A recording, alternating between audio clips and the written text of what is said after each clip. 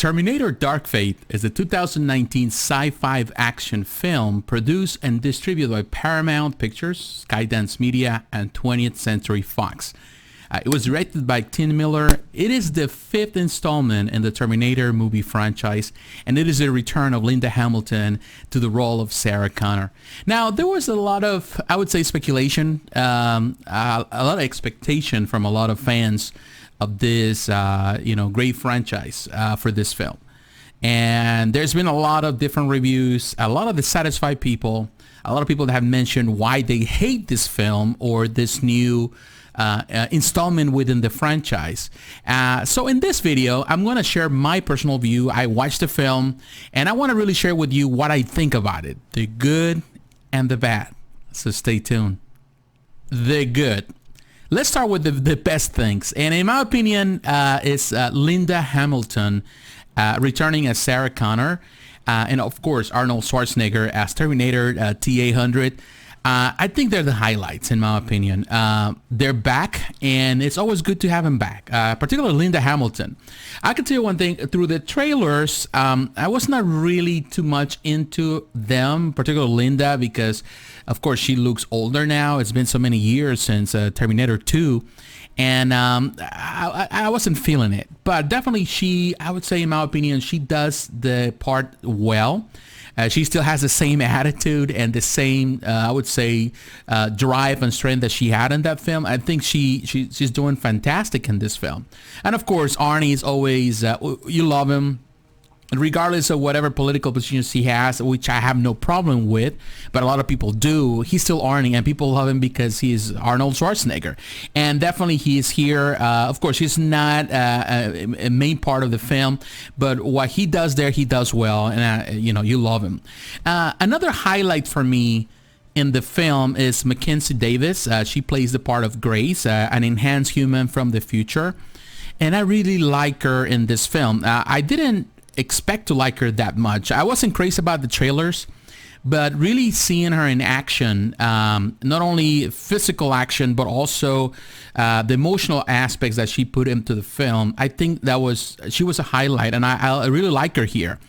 She's strong, but definitely there's a lot of callbacks to her character, to actually to the original film, to the father, of course, of John Connor, and you can see it through her. It's like a female version of him. But of course, in this case, she's enhanced. She has almost the same powers as a Terminator, but of course not as powerful as a Terminator. But she is determined to really safeguard, in this case, Danny Reyes, who is actually played by Natalia Reyes. She is actually a Mexican woman that needs to be saved. She's being chased by the Terminator because she's part of the future. She is going to determine the war, this case, the rebellion against machines. So it is kind of like a callback to the original films, and I like that. Actually, I do. It does play that. If this film feels, in my opinion, more like a sequel to in this case, the Terminator, and also Judgment Day. It feels like that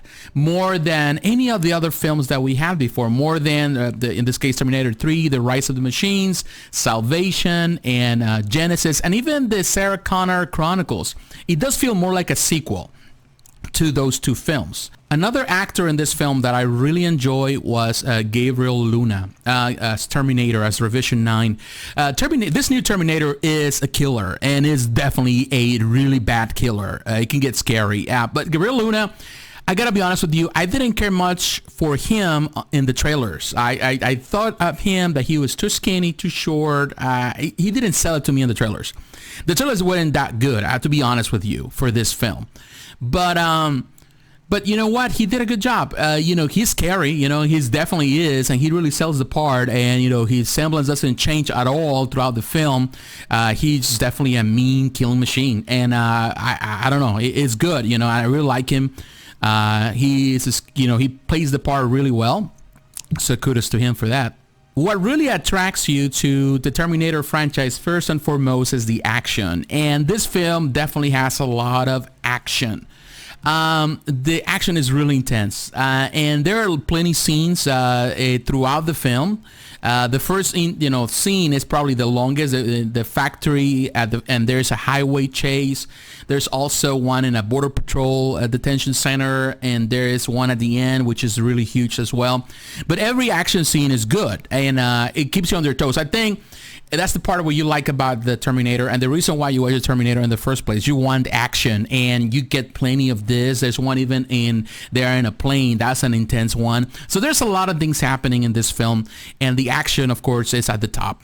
Now, what I like about the film, perhaps as much as having Linda Hamilton and Arnold playing their parts, it's I would say that the story of the film maintains the sobriety of the first two films in the franchise.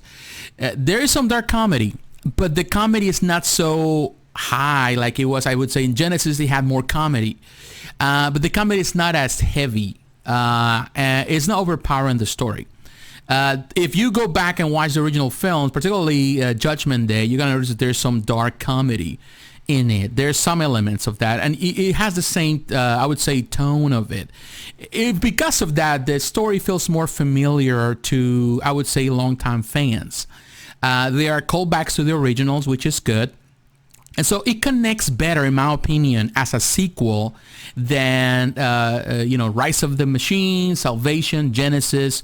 All of those films did. It does connect better, in my opinion. You feel that this is actually a sequel. You can actually get rid of 3, you can get rid of Salvation, Genisys, you can get rid of all of them and just put this as a sequel, and definitely works perfectly as a third film. So if you're the type of person that didn't care about other films, maybe this film will actually make you a believer. The bad. Now it's time to talk about the bad. And definitely there's bad, and there's plenty of it. And definitely a lot of it is dividing, I would say, the audience. First of all, the CGI can get in the way at times. There are instances in this film where the CGI is so heavy that it takes you out of the experience. You realize it's a CGI. Again, as I mentioned before, CGI is a tool, and they can be utilized, particularly in this type of film when there's a lot of things happening. Definitely the CGI really helps. But it feels that here that there are times where the CGI is so poorly implemented that particularly in a film that I spent so much money into all of this, it just doesn't cut it. I think, in my opinion, they need to get better at it. And I'm sorry, there are times, particularly at the beginning of the film, where you see the CGI and you're like, oh, come on, that doesn't look right. But then it gets better. But the initial impression definitely is going to kind of hurt the experience. Now, the thing that probably it's hurting this film the most, and a lot of people are really unhappy with, is the story itself. The story is not complicated at all. It's a simple story. It can be a bit nonsensical. It can get a bit like, okay, they went this route. It's kind of, how can you explain this or how can you explain that? It is clear that the studio is trying to create a new timeline for the future. Of course, now that this actors like Arnold Schwarzenegger is getting old, Linda Hamilton is getting old, definitely they're not going to stay here the longest. So how can we, I would say, keep this franchise alive for the future? So they're trying to do that, and you notice that. So they create a new timeline, but they're doing it in a vague way. It's a bit incoherent as well. So they're not really set, or it doesn't really give as much information on this. So definitely it's like you're really playing actually with straws. You definitely are getting as much as you can and really relying heavily on nostalgia while trying to set the stage for the future. So not necessarily works well in one way or the other. So a lot of people are going to be in between, really scratching their heads, because it seems that instead of the franchise moving forward, it's kind of stuck in there. And I feel that that's the reason why a lot of people are dissatisfied with it. It doesn't mean that it makes the story bad, or the delivery is bad, or the film is bad, or not entertaining. It's just the story is just there. It's stuck in the middle. So that really, I would say, is probably the biggest disappointment. Now, because the action scenes are spread out throughout the film, of course, the pace is uneven. So it's kind of like a roller coaster. It goes to the top real quick, and then it drops real quick as well. So it's going like this, and the most entertaining parts are the action scenes, of course, but then of course he has some dramatic scenes that are important for the story, you know, to I would say to further the story. However, they come across as soapy. They're very melodramatic, and not necessarily that you care much about the characters. What the story's trying to do is try to compel you to care for the characters, but you don't. So it's kind of very uneven. You know, you like the characters. You know, we like Linda Hamilton. You know, we like Arnold Schwarzenegger. I like these new characters. You know, in this case, Mackenzie Davis, Natalia Reyes. But I don't know. It doesn't really connect emotionally. And well, at the end of the day, you're not going to watch a Terminator movie because you want to connect emotionally with the characters. You're going to watch it because you want action. In conclusion, I gotta tell you this, and I'm honest on this, I really enjoy this film. To be honest, a lot of the people that are complaining about it, I don't know why, but I respect people's opinions. I'm not here to debate that. I'm not here to argue with people, say you're wrong or you're right and I'm right and you're wrong. No, I respect people. But in my experience, I did enjoy this film. I enjoyed this film more than I did the most recent Rambo film, which I actually enjoyed too. I like it because it kind of follows the same premises of the originals. It does feel better than, I would say, Genisys. Actually, this film plays better, as I mentioned earlier, as a sequel than The Rise of the Machines, than Salvation, than Genisys, than the Sarah Connor Chronicles. It does play better than that, in my opinion. And I find it entertaining, and that's all I care about at the end of the day. I don't care about the politics. And some people say, well, this movie is trying to be so trying to be, the feminist agenda, trying to go on that side. It's very liberal, and it's like, I'm sorry. Did you watch the first film? Did you watch the second film? Because the center of the film has always been Sarah Connor, the center of it. It's always a female character. It's never been the story of John Connor, even though people say, well, John Connor is the center. He's not. It's always been Sarah Connor from the beginning. She's the center of it all. She's the one that needed to be saved so she can carry pretty much the seed of the future, which was John Connor. Technically, this is, I would say, Mother Mary story, and Sarah Connor's at the center. So they're doing the same thing here now with the new character played by Natalia Reyes, which is Danny Ramos. She is the future. So definitely the film is acting in those same principles that were staged at the beginning. It is not the first time we have a Terminator female in this film. The third film had a Terminator female character, in this case an actress. So I don't know what people are looking for. They're really asking for too much.